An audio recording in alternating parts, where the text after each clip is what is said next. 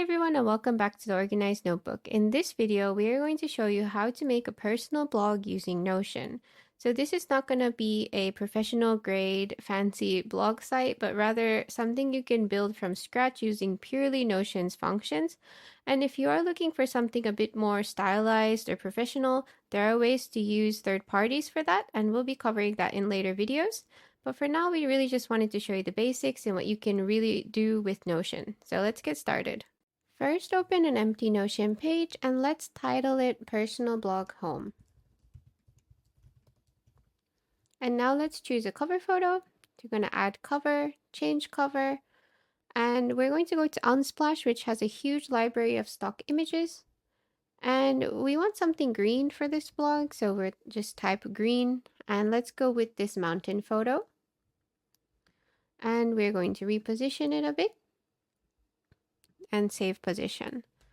And now for this blog, let's just pretend that we're making a mountaineering or hiking blog.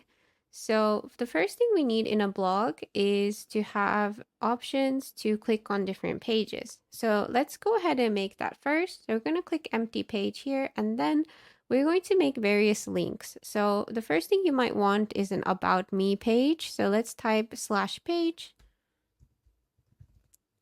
And we are going to create a new page. And we are going to name this about me. And we're going to add an icon that suits that. So maybe a person and this one. And now we go back to blog home and you'll see about me. So the next thing you might want is a contact page. So let's type /page again. And we will type here contact. And let's add an icon that fits this. There may be a phone. And now we'll click back. And now we have about me, contact, and let's add 2 more pages. So this is kind of up to you what you want to include in your pages. So we'll just make something like resources. So let's type /page again. And we'll title this resources, and we'll also add an icon that fits or document. And if we click back, now we have 3 pages, and it's going to look better if you have around 4 pages on this top. So we're just going to add 1 more. And let's say we want another page and maybe places.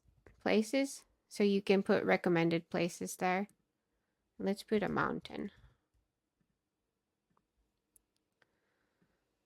So now we have about me, contact, resources, and places. And this is really just placeholders. So you're welcome to put whatever your needs are with these pages.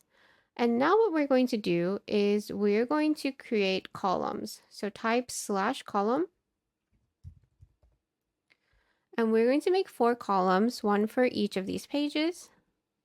And now you're going to just drag these using the 6 dots here into each of those columns. So first one goes in here, second one goes in here, third one goes in here, and fourth one goes here. And now to add a little bit of style, we're going to add a divider here by typing enter /divider and delete this space. And then under here, we're also going to add a divider /divider, and we're going to delete this space here so we can clean it up a bit.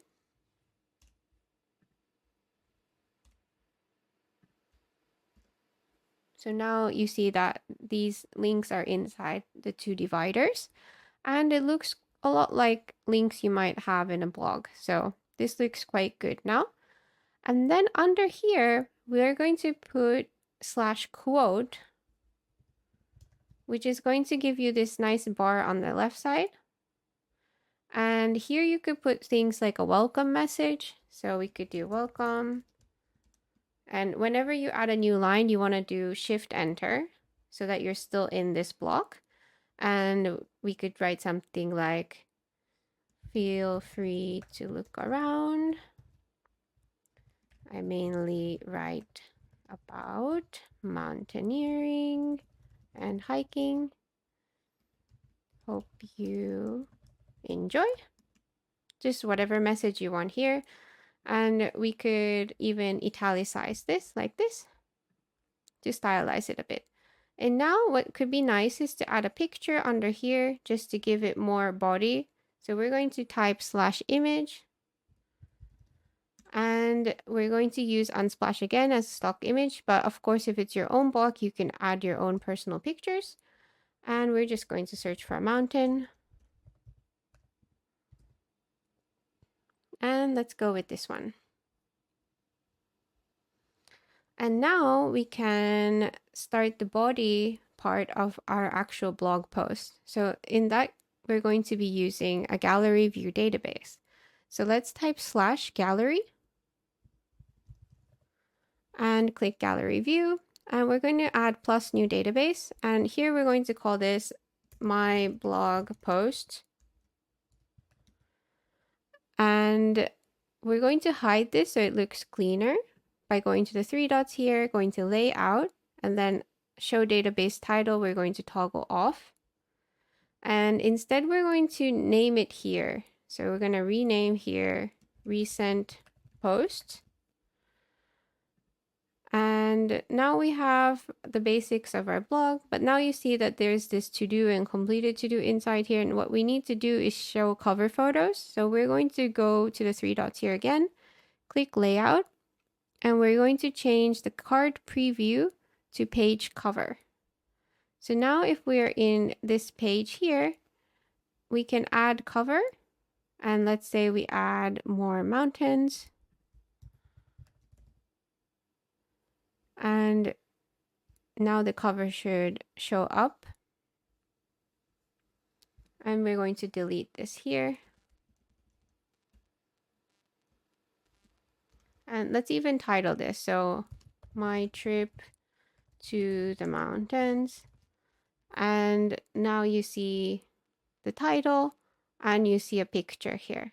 So this is how you can do it for these blog posts. And for blog posts, you usually want dates. So let's actually go ahead and add the date property here.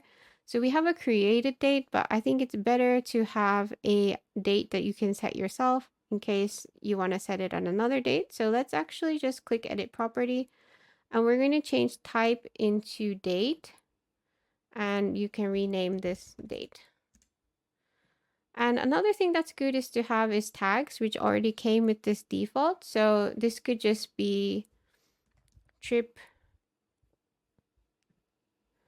And let's say that another post could be like what kind of equipment you use. So equipment. And you can add various tags like that so that later you can even add new tabs here to sort your blog post based on tags, so that visitors would have a chance to be able to look at only your trip posts or only your equipment posts. And let's also show that on this page. So to do that, you're going to go to the 3 dots here, and then you're going to click properties, and we're going to show date and tags.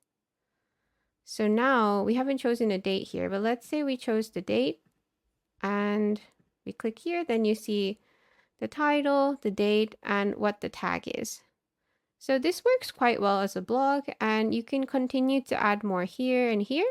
And when you do actually write the blog post, you can just click here and you could start just typing here your blog post. And with Notion, you can do things like headings. So if you type /heading, and you could choose heading 1 for the title, and after that you could use normal body text and all sorts of things that you would have in a normal blog. So this could be a great place to write. You can add pictures and so on. So this is a great way to showcase your blog posts. And also now let's actually go back top and start editing some of these. So for this, what we can do is to actually add a home button to each of these pages so that when people access this, they can go immediately to your blog home. So let's actually take a look at the About Me. And you would have this empty page here, and you would type something in here about yourself. And then at the end, you might want a button going back home. So to do that, you're going to type /button and create new button. And then what we can do is add a house icon here. And we're going to go back home. And we can add a step, which is to open a page. And we're going to select the page, and this page is going to be personal blog home, and we're going to open it in full page. And we can click done. So now if we click this back home button, we are automatically back home. So now what we can do is add more of these buttons. So you can also just duplicate this and you would get the button again. So if we click duplicate and then we drag it here, and instead of contact in that place, we could just name this contact and then re-add the phone icon here. And then you would have your back home button.